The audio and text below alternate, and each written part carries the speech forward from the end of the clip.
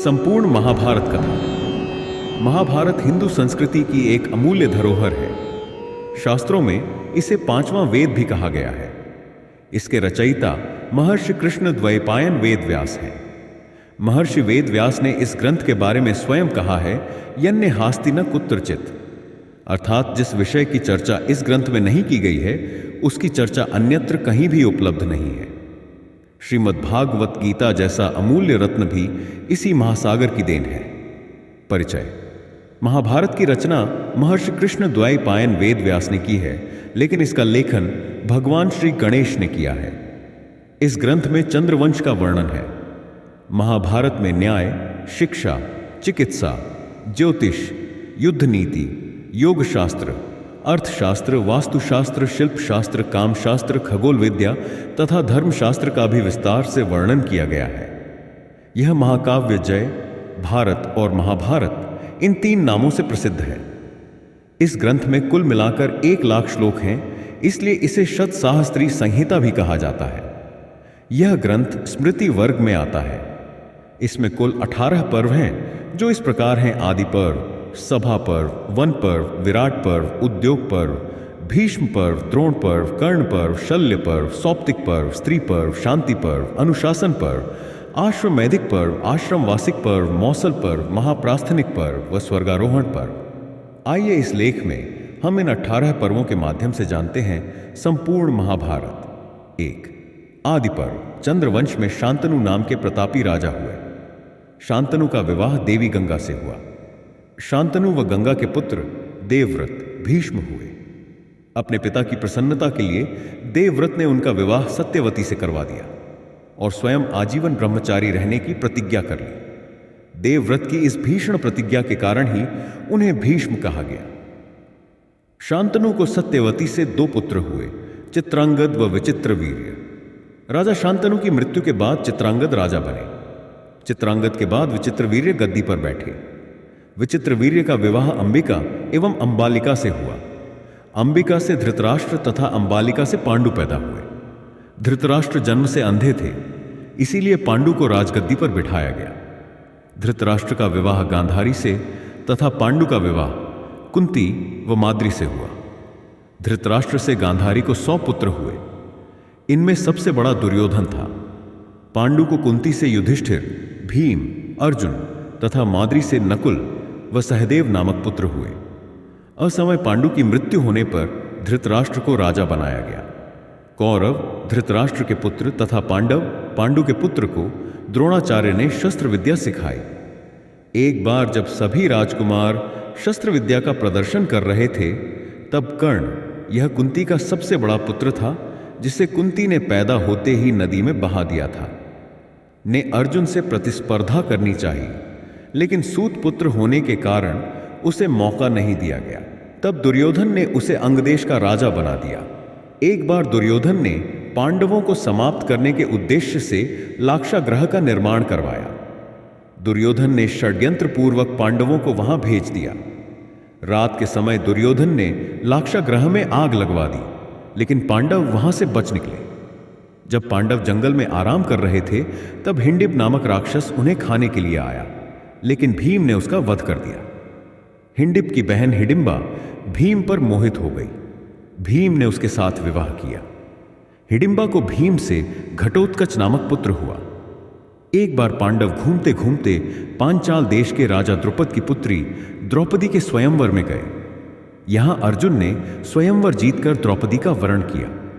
जब अर्जुन द्रौपदी को अपनी माता कुंती के पास ले गए, तो उन्होंने बिना देखे ही कह दिया कि 5 भाई आपस में बांट लो। तब श्री कृष्ण ने कहने पर 5 भाइयों ने द्रौपदी से विवाह किया। जब भीष्म, विदुर आदि को पता चला कि पांडव जीवित हैं, तो उन्हें वापस हस्तिनापुर बुलाया गया। यहां आकर पांडवों ने अपना अलग राज्य बसाया, जिसका नाम इंद्रप्रस्थ रखा। एक बार नियम भंग होने के कारण अर्जुन को 12 वर्ष के वनवास पर जाना पड़ा। वनवास के दौरान अर्जुन ने नागकन्या उलूपी, मणिपुर की राजकुमारी चित्रांगदा व श्री कृष्ण की बहन सुभद्रा से विवाह किया। अर्जुन को सुभद्रा से अभिमन्यु तथा द्रौपदी से पांडवों को 5 पुत्र हुए। वनवास पूर्ण कर अर्जुन जब पुण्य इंद्रप्रस्थ पहुंचे तो सभी बहुत प्रसन्न हुए। अर्जुन व श्री कृष्ण के कहने पर ही मयासुर नामक दैत्य ने इंद्रप्रस्थ में एक सुंदर सभा भवन का निर्माण किया। 2. सभा पर्व। मयासुर द्वारा निर्मित सभा भवन बहुत ही सुंदर व विचित्र था। एक बार नारद मुनि युधिष्ठिर के पास आए और उन्हें राजसूय यज्ञ करने की सलाह दी। युधिष्ठिर ने ऐसा ही किया। भीम, अर्जुन, नकुल और सहदेव चारों दिशाओं में गए तथा सभी राजाओं को युधिष्ठिर की अधीनता स्वीकार करने के लिए विवश किया। इसके बाद युधिष्ठिर ने समारोह पूर्वक राजसूय यज्ञ किया। इस समारोह में श्री कृष्ण ने शिशुपाल का वध कर दिया। युधिष्ठिर का ऐश्वर्य देखकर दुर्योधन के मन में ईर्ष्या होने लगी। दुर्योधन ने पांडवों का राजपाट हथियाने के उद्देश्य से उन्हें हस्तिनापुर जुआ खेलने के लिए बुलाया। पांडव जुए में अपना राजपाट व धन आदि सब कुछ हार गए। इसके बाद युधिष्ठिर स्वयं के साथ अपने भाइयों व द्रौपदी को भी हार गए। भरी सभा में दुशासन द्रौपदी को बालों से पकड़कर लाया और उसके वस्त्र खींचने लगा, किंतु श्री कृष्ण की कृपा से द्रौपदी की लाज बच गई। द्रौपदी का अपमान देख भीम ने दुशासन के हाथ उखाड़कर उसका खून पीने और दुर्योधन की जंघा तोड़ने की प्रतिज्ञा की। यह देख धृतराष्ट्र डर गए और उन्होंने पांडवों को कौरवों के दासत्व से मुक्त कर दिया। इसके बाद धृतराष्ट्र ने पांडवों को उनका राज्यपाट भी लौटा दिया। इसके बाद दुर्योधन ने पांडवों को दोबारा जुआ खेलने के लिए बुलाया। इस बार शर्त रखी कि जो जुए में हारेगा वह अपने भाइयों के साथ 13 वर्ष वन में बिताएगा, जिसमें अंतिम वर्ष अज्ञातवास होगा। इस बार भी दुर्योधन की ओर से शकुनी ने पासा फेंका तथा युधिष्ठिर को हरा दिया। शर्त के अनुसार पांडव 13 वर्ष वनवास जाने के लिए विवश हुए और राज्य भी उनके हाथ से चला गया। 3 वन पर्व। जुए की शर्त के अनुसार युधिष्ठिर को अपने भाइयों के साथ 12 वर्ष का वनवास तथा 1 वर्ष के अज्ञातवास पर जाना पड़ा। पांडव वन में अपना जीवन बिताने लगे। वन में ही व्यास जी पांडवों से मिले तथा अर्जुन को दिव्यास्त्र प्राप्त करने के लिए कहा। अर्जुन ने भगवान शिव से पाशुपास्त्र तथा अन्य देवताओं से भी दिव्यास्त्र प्राप्त किए। इसके लिए अर्जुन स्वर्ग भी गए। यहां किसी बात पर क्रोधित होकर उर्वशी नामक अप्सरा ने अर्जुन को नपुंसक होने का श्राप दे दिया। तब इंद्र ने कहा कि अज्ञातवास के समय यह श्राप तुम्हारे लिए वरदान साबित होगा। इधर युधिष्ठिर आदि पांडव तीर्थ यात्रा करते हुए बद्र का आश्रम आकर रहने लगे। यही गंधमादन पर्वत पर भीम की भेंट हनुमान जी से हुई। हनुमान जी ने प्रसन्न होकर भीम को वरदान दिया कि युद्ध के समय वे अर्जुन के रथ की ध्वजा पर बैठकर शत्रुओं को डराएंगे। कुछ दिनों बाद अर्जुन स्वर्ग से लौट आए। एक दिन जब द्रौपदी आश्रम में अकेली थी, तब राजा जयद्रथ दुर्योधन की बहन दूशला का पति उसे बलपूर्वक उठा ले गया। पांडवों को जब पता चला तो उन्होंने उसे पकड़ लिया। जयद्रथ को दंड देने के लिए भीम ने उसका सिर मूंड दिया। वह 5 चोटियां रखकर छोड़ दिया। एक बार यमराज ने पांडवों की परीक्षा ली। यमराज ने यक्ष बनकर भीम, अर्जुन, नकुल व सहदेव से अपने प्रश्नों के उत्तर जानने चाहे, लेकिन अभिमानवश इनमें से किसी ने भी यमराज के प्रश्नों के उत्तर नहीं दिए, जिसके कारण यमराज ने इन सभी को मृतप्राय कर दिया। अंत में युधिष्ठिर ने यमराज के सभी प्रश्नों के उत्तर दिए। प्रसन्न होकर यमराज ने सभी को पुनर्जीवित कर दिया। 4 विराट पर्व। 12 वर्ष के वनवास के बाद पांडवों ने अज्ञातवास बिताने के लिए विराट नगर में रहने की योजना बनाई। सबसे पहले पांडवों ने अपने शस्त्र नगर के बाहर एक विशाल वृक्ष पर छिपा दिए। युधिष्ठिर राजा विराट के सभासद बन गए। भीम रसोइये के रूप में विराट नगर में रहने लगे। नकुल घोड़ों को देख रेख करने लगे तथा सहदेव गायों की।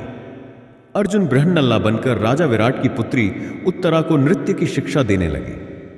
द्रौपदी दासी बनकर राजा विराट की पत्नी की सेवा करने लगी। राजा विराट का सहाला कीचक द्रौपदी का रूप देखकर उस पर मोहित हो गया और उसके साथ दुराचार करना चाहा। प्रतिशोध स्वरूप भीम ने षड्यंत्र पूर्वक उसका वध कर दिया। एक बार कौरवों ने विराट नगर पर हमले की योजना बनाई। पहले त्रिगर्त देश के राजा सुशर्मा ने विराट नगर पर हमला किया। राजा विराट जब उससे युद्ध करने चला गया, उसी समय कौरवों ने भी विराट नगर पर हमला कर दिया। तब राजा विराट का पुत्र उत्तर बृहन्नला अर्जुन को सारथी बनाकर युद्ध करने आया। उत्तर ने जब कौरवों की सेना देखी तो वह डरकर भागने लगा। उस समय अर्जुन ने उसे सारथी बनाया और स्वयं युद्ध किया। देखते ही देखते अर्जुन ने कौरवों को हरा दिया। तब तक पांडवों का अज्ञातवास समाप्त हो चुका था। अगले दिन सभी पांडव अपने वास्तविक स्वरूप में राजा विराट से मिले। पांडवों से मिलकर राजा विराट बहुत प्रसन्न हुए। राजा विराट ने अपनी पुत्री का विवाह अर्जुन के पुत्र अभिमन्यु से करवा दिया। 5. उद्योग पर्व। अज्ञातवास के बाद जब पांडव अपने वास्तविक स्वरूप में आए तो श्री कृष्ण आदि सभी ने मिलकर यह निर्णय लिया कि शर्त के अनुसार अब कौरवों का पांडवों का राज्य लौटा देना चाहिए। तब पांडवों ने अपना एक दूत हस्तिनापुर भेजा, लेकिन दुर्योधन ने राज्य देने से इनकार कर दिया। भीष्म, द्रोणाचार्य आदि ने भी दुर्योधन को समझाने का प्रयास किया, लेकिन वह नहीं माना। तब पांडवों ने श्री कृष्ण को अपना दूत बनाकर भेजा, लेकिन दुर्योधन ने उनका भी अपमान कर दिया। जब कौरव व पांडवों में युद्ध होना तय हो गया, तब पांडवों ने अपने सेनापति धृष्टद्युम्न द्रौपदी का भाई को बनाया। दुर्योधन ने अपना सेनापति पितामह भीष्म को नियुक्त किया। कौरव व पांडवों की सेनाएं कुरुक्षेत्र में आ गईं। भीष्म पितामह ने दुर्योधन को बताया कि पांडवों की सेना में शिखंडी नाम का जो योद्धा है वह जन्म के समय एक स्त्री था, इसलिए मैं उसके साथ युद्ध नहीं करूंगा। तब भीष्म पितामह ने यह भी बताया कि शिखंडी पूर्व जन्म में अंबा नामक राजकुमारी थी, जिसे मैं बलपूर्वक हर लाया था। उसी ने बदला लेने के उद्देश्य से पुनः जन्म लिया है। 6. भीष्म पर्व। जब युद्ध प्रारंभ होने वाला था, उस समय शत्रुओं के दल में अपने परिजनों को देखकर अर्जुन हताश हो गए। तब श्री कृष्ण ने उसे गीता का उपदेश दिया और अपना धर्म की रक्षा के लिए युद्ध करने के लिए प्रेरित किया। देखते ही देखते कौरव व पांडवों में घमासान युद्ध छिड़ गया। भीष्म लगातार 9 दिनों तक पांडव सेना का संहार करते रहे। तब श्री कृष्ण ने पांडवों से कहा कि भीष्म की मृत्यु असंभव है, इसलिए उन्हें युद्ध से हटाने का उपाय वे स्वयं ही बता सकते हैं। पांडवों के पूछने पर भीष्म ने बताया कि शिखंडी अगर मुझसे युद्ध करने आया तो मैं उस पर शस्त्र नहीं चलाऊंगा। 10वें दिन के युद्ध में शिखंडी पांडवों की ओर से भीष्म पितामह के सामने आकर डट गया, जिसे देखते ही भीष्म ने अपने अस्त्रों का त्याग कर दिया। श्री कृष्ण के कहने पर शिखंडी की आड़ लेकर अर्जुन ने अपने बाणों से भीष्म को घायल कर दिया। अत्यधिक घायल होने के कारण भीष्म अपने रथ से नीचे गिर पड़े। शरीर में धंसे तीर ही उनके लिए शैया बन गए। जब भीष्म ने देखा कि इस समय सूर्य दक्षिणायन है, तो उन्हें प्राण नहीं त्यागे और तीरों की शैया पर ही सूर्य के उत्तरायण होने की प्रतीक्षा करने लगे। 7. द्रोण पर्व। भीष्म पितामह के बाद दुर्योधन ने द्रोणाचार्य को अपनी सेना का सेनापति नियुक्त किया। द्रोणाचार्य ने युधिष्ठिर को जीवित पकड़ने की योजना बनाई। इसके लिए द्रोणाचार्य ने चक्रव्यूह की रचना की और अर्जुन को युद्ध भूमि से दूर ले गए। अर्जुन का पुत्र अभिमन्यु चक्रव्यूह में घुस गया और वीरतापूर्वक लड़ते लड़ते मृत्यु को प्राप्त हुआ। तब यह बात अर्जुन को पता चली तो वह बहुत क्रोधित हुआ और उसने जयद्रथ को मारने की प्रतिज्ञा की, क्योंकि जयद्रथ ने अभिमन्यु के चक्रव्यूह में प्रवेश करने के बाद उसका मार्ग बंद कर दिया था। युद्ध के 14वें दिन अर्जुन ने अपनी प्रतिज्ञा पूर्ण करते हुए जयद्रथ का वध कर दिया। भीम का पुत्र घटोत्कच भी अपनी माया से युद्ध करते हुए कौरवों का विनाश करने लगा। जब दुर्योधन ने देखा कि यदि घटोत्कच को रोका न गया तो ये आज ही कौरव सेना को हरा देगा, तब उसने कर्ण से उसे रोकने के लिए कहा। कर्ण ने अपनी दिव्य शक्ति, जो उसने अर्जुन के वध के लिए बचा रखी थी, का प्रहार घटोत्कच पर कर उसका वध कर दिया। युद्ध के 15वें दिन धृष्टद्युम्न ने षड्यंत्र पूर्वक द्रोणाचार्य का वध कर दिया। जब यह बात अश्वत्थामा को पता चली तो उसने नारायण अस्त्र का प्रहार किया, लेकिन श्री कृष्ण के कारण पांडव बच गए। 8. कर्ण पर्व। द्रोणाचार्य के बाद दुर्योधन ने कर्ण को सेनापति बनाया। 2 दिनों तक कर्ण ने पराक्रम पूर्वक पांडवों की सेना का विनाश किया। 17वें दिन कर्ण राजा शल्य को अपना सारथी बनाकर युद्ध करने आया। कर्ण जब अर्जुन से युद्ध कर रहा था, उस समय भीम कौरव सेना का नाश कर रहा था। भीम ने अपनी प्रतिज्ञा पूरी करते हुए दुशासन के दोनों हाथ उखाड़ दिए। यह देख कर्ण ने युधिष्ठिर को घायल कर दिया। जब यह बात अर्जुन को पता चली तो वह कर्ण से युद्ध करने आए। अर्जुन और कर्ण के बीच भयंकर युद्ध होने लगा। तभी अचानक कर्ण के रथ का पहिया जमीन में धंस गया। जब कर्ण अपने रथ का पहिया जमीन से निकालने के लिए उतरे, उसी समय अर्जुन ने उनका वध कर दिया। 9वां शल्य पर्व। कर्ण की मृत्यु के बाद कृपाचार्य ने दुर्योधन को पांडवों से संधि करने के लिए समझाया, लेकिन वह नहीं माना। अगले दिन दुर्योधन ने राजा शल्य को सेनापति बनाया। राजा शल्य सेनापति बनते ही पांडवों की सेना पर टूट पड़े। यह युद्ध का 18वां दिन था। राजा शल्य ने युधिष्ठिर को बीच भयंकर युद्ध हुआ। अंत में युधिष्ठिर ने राजा शल्य का वध कर दिया। यह देख कौरव सेना भागने लगी। उसी समय सहदेव ने शकुनि तथा उसके पुत्र उलूक का वध कर दिया। यह देख दुर्योधन रणभूमि से भागकर दूर एक सरोवर में जाकर छिप गया। पांडवों को जब पता चला कि दुर्योधन सरोवर में छिपा है तो उन्होंने जाकर उसे युद्ध के लिए ललकारा। दुर्योधन और भीम में भयंकर युद्ध हुआ। अंत में भीम ने दुर्योधन को पराजित कर दिया और मरणासन्न अवस्था में छोड़कर वहां से चले गए। उस समय कौरवों के केवल 3 ही महारथी बचे थे, अश्वत्थामा, कृपाचार्य और कृतवर्मा। संध्या के समय जब उन्हें पता चला कि दुर्योधन मरणासन्न अवस्था में सरोवर के किनारे पड़े हैं तो वे तीनों वहां पहुंचे। दुर्योधन उन्हें देखकर अपने अपमान से क्षुब्ध होकर विलाप कर रहा था। अश्वत्थामा ने प्रतिज्ञा की कि मैं चाहे जैसे भी हो पांडवों का वध अवश्य करूंगा। दुर्योधन ने वहीं अश्वत्थामा को सेनापति बना दिया। 10 सौप्तिक पर्व। अश्वत्थामा, कृपाचार्य व कृतवर्मा रात के अंधेरे में पांडवों के शिविर में गए, लेकिन उन्हें यह नहीं पता था कि उस समय पांडव अपने शिविर में नहीं हैं। रात में उचित अवसर देखकर अश्वत्थामा हाथ में तलवार लेकर पांडवों के शिविर में घुस गया। उसने कृतवर्मा और कृपाचार्य से कहा कि यदि कोई शिविर से जीवित निकले तो तुम उसका वध कर देना। अश्वत्थामा ने धृष्टद्युम्न, शिखंडी, उत्तमौजा आदि वीरों के साथ द्रौपदी के 5 पुत्रों का भी वध कर दिया और शिविर में आग लगा दी। जब यह बात अश्वत्थामा ने जाकर दुर्योधन को बताई तो वह उसके मन को शांति मिली और तभी उसके प्राण पखेरु उड़ गए। इस प्रकार दुर्योधन का अंत हो गया। जब पांडवों को पता चला कि अश्वत्थामा ने छल पूर्वक सोते हुए हमारे पुत्रों व परिजनों का वध कर दिया है तो उन्हें बहुत क्रोध आया। पांडव अश्वत्थामा को ढूंढने निकल पड़े। अश्वत्थामा को ढूंढते ढूंढते पांडव महर्षि व्यास के आश्रम तक आ गए। तभी उन्हें यहां अश्वत्थामा दिखाई दिया। पांडवों को आता देख अश्वत्थामा ने ब्रह्मास्त्र का प्रयोग किया।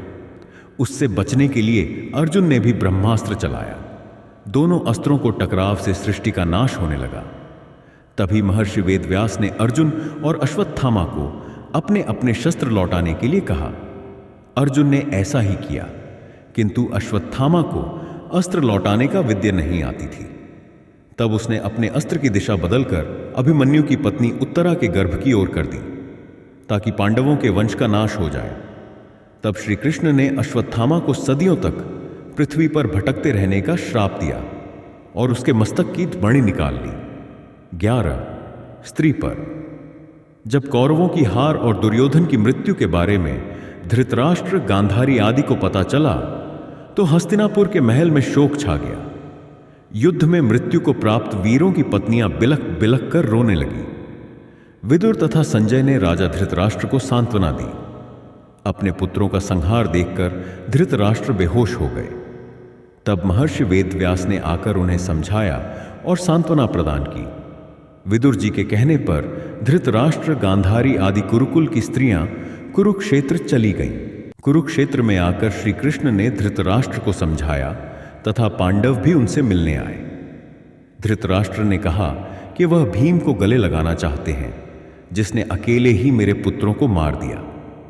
श्री कृष्ण ने समझ लिया कि धृतराष्ट्र के मन में भीम के प्रति द्वेष है, इसीलिए उन्होंने पहले ही भीम की लोहे की मूर्ति सामने खड़ी कर दी। धृतराष्ट्र ने उस मूर्ति को हृदय से लगाया तथा इतनी जोर से दबाया कि वह चूर्ण हो गई।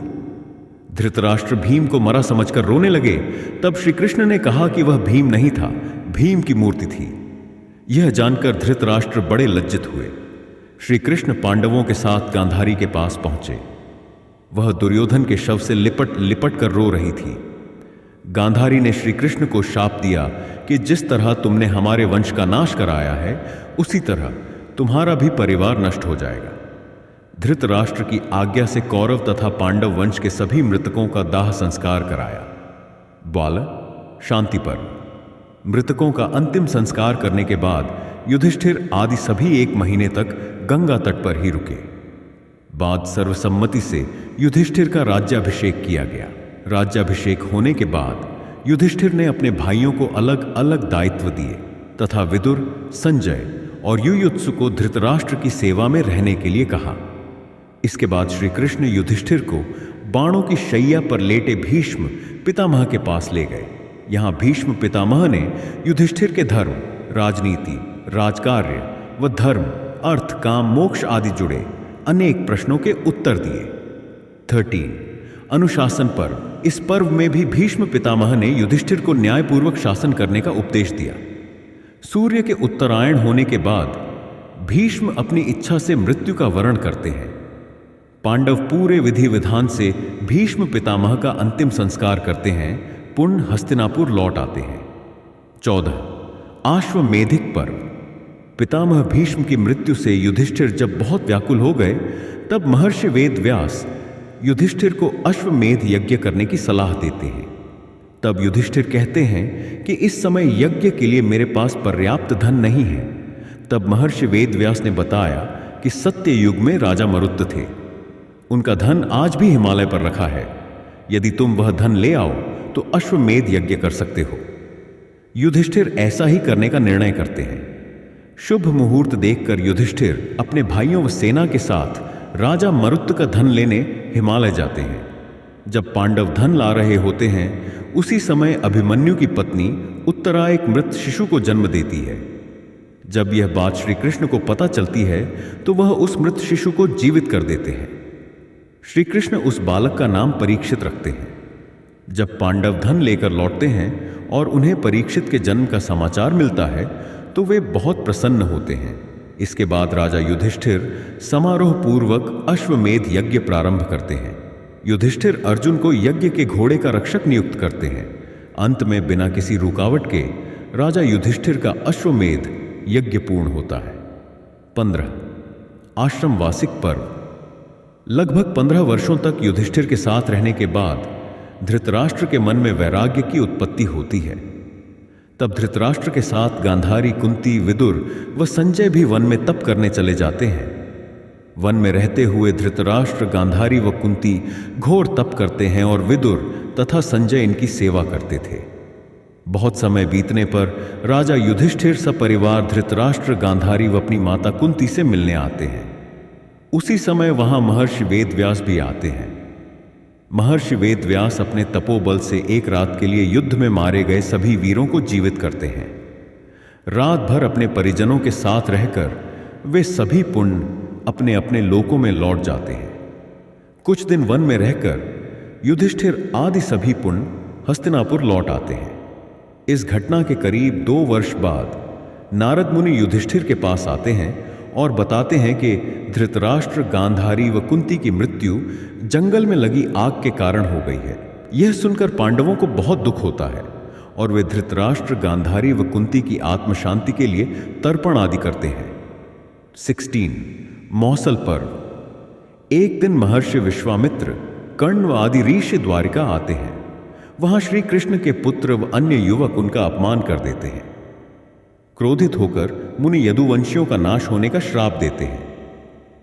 एक दिन जब सभी यदुवंशी प्रभास क्षेत्र में एकत्रित होते हैं, तब वहां वे आपस में ही लड़कर मर जाते हैं। बलराम भी योग बल से अपना शरीर त्याग देते हैं। तब श्री कृष्ण वन में एक पेड़ के नीचे बैठे होते हैं। तब एक शिकारी उनके पैर पर बाण चला देता है, जिससे श्री कृष्ण भी शरीर त्याग कर स्वधाम चले जाते हैं। जब यह बात अर्जुन को पता चलती है तो वह द्वारिका आते हैं और यदुवंशियों के परिवार को अपने साथ हस्तिनापुर ले जाते हैं। मार्ग में उन पर लुटेरे हमला कर देते हैं और बहुत सा धन व स्त्रियों को अपने साथ ले जाते हैं। यह देखकर अर्जुन बहुत लज्जित होते हैं। जब अर्जुन ये बात जाकर महर्षि वेदव्यास को बताते हैं तो वे पांडवों को परलोक यात्रा पर जाने के लिए कहते हैं। 17वां महाप्रास्थानिक पर्व। श्री कृष्ण की मृत्यु के बाद पांडव भी अत्यंत उदासीन रहने लगे तथा उनके मन में वैराग्य उत्पन्न हो गया। उन्होंने हिमालय की यात्रा करने का निश्चय किया। अभिमन्यु के पुत्र परीक्षित को राजगद्दी सौंपकर युधिष्ठिर अपने चारों भाइयों और द्रौपदी के साथ चले गए तथा हिमालय पहुंचे। उनके साथ एक कुत्ता भी था। कुछ दूर चलने पर द्रौपदी गिर पड़ी। इसके बाद नकुल, सहदेव, अर्जुन व भीम भी गिर गए। युधिष्ठिर तथा वह कुत्ता आगे बढ़ते रहे। युधिष्ठिर थोड़ा आगे बढ़े ही थे कि स्वयं देवराज इंद्र अपने रथ पर सवार होकर युधिष्ठिर को सशरीर स्वर्ग ले जाने आए। तब युधिष्ठिर ने कहा कि यह कुत्ता भी मेरे साथ यहां तक आया है, इसलिए यह भी मेरे साथ स्वर्ग जाएगा। देवराज इंद्र कुत्ते को अपने साथ ले जाने को तैयार नहीं हुए तो युधिष्ठिर ने भी स्वर्ग जाने से इनकार कर दिया। युधिष्ठिर को अपने धर्म में स्थित देख वह यमराज अपने वास्तविक स्वरूप में आ गए।